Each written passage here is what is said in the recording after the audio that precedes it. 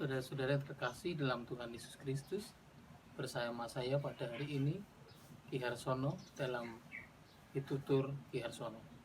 Kita boleh bersyukur karena berkat kasih anugerah Tuhan, di mana kita boleh berjumpa lagi pada hari ini.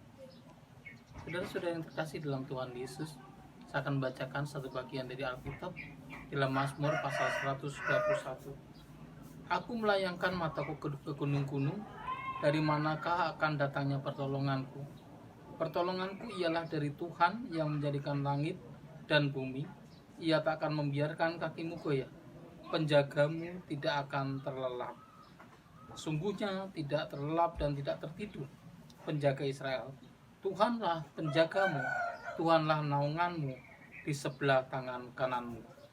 Amin. Terpujilah nama Tuhan. Berbahagia setiap orang yang baca firman Tuhan serta merenungkan dalam hidupnya sehari-hari. Bapak, Ibu, dan Saudara yang terkasih, hari ini saya akan berbicara tentang gunung. Bapak, Ibu tentu percaya dan tahu bahwa di dalam Alkitab kita, kata gunung itu pun sangat memiliki arti yang penting, yaitu bahwa misalnya seperti orang-orang Jawa, gunung itu memiliki makna yang luar biasa juga. Artinya kita melihat banyak petilasan-petilasan di Jawa berada di gunung. Misalnya petilasan dari Sunan Muria misalnya. Atau kalau kita pergi ke Poncoruso atau ke Serumbung Gunung, di mana di situ ada GKMI Serumbung Gunung, maka saudara-saudara akan menemukan yang disebut dengan Kendali Sodo atau petilasan Kendali Sodo. Itu letaknya juga di tempat yang tinggi, yaitu di Bukit Kendali Sodo. Saudara bisa bertanya kepada Pak Iwan Firman bila suatu saat mungkin pergi ke GKMI Serumbung Gunung. Jadi kita akan melihat di Kasana Jawa, kata gunung itu penting. Juga demikian dengan kehidupan Kristiani, gunung juga memiliki makna yang penting.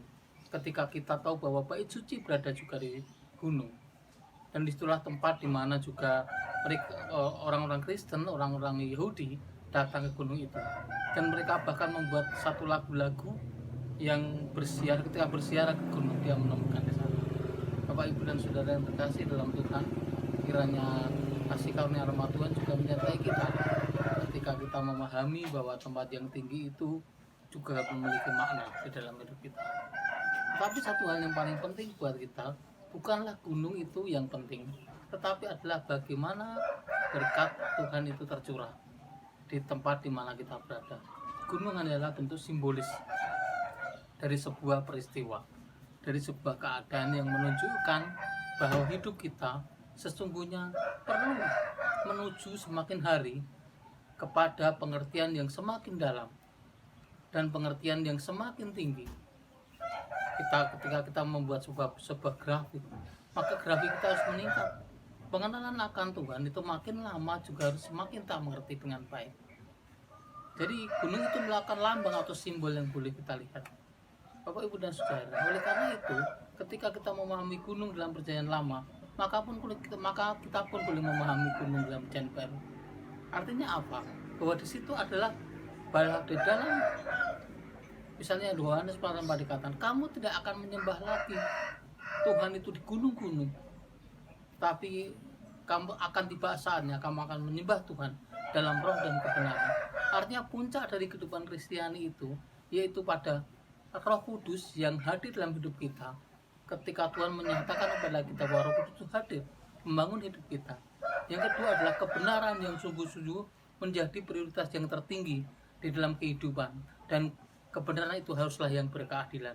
Oleh karena Bapak, Ibu, dan Saudara yang terkasih, maka ketika kita hidup, malah kita bersama-sama membangun kehidupan kita harus semakin hari semakin meningkat, harus semakin bertambah-tambah. Ketika kita membaca firman Tuhan, maka firman Tuhan pun harus menjadi firman yang terus-menerus hadir dalam hidup kita, menjadi firman yang terus kita pelajari waktu ke waktu. Kita tidak hanya melihat sebuah pengetahuan dalam Alkitab itu, tetapi juga sebuah pemahaman tentang kebenaran dan juga keadilan Allah dinyatakan. Dalam keadilan Allah itu, dalam penyataan Allah itu, kita menemukan pemeliharaan Allah yang sempurna. Oleh karena itu Bapak, Ibu, dan Saudara, ketika kita membaca firman Tuhan, maka hayatilah itulah jantung kebenaran kita di dalam hidup kita.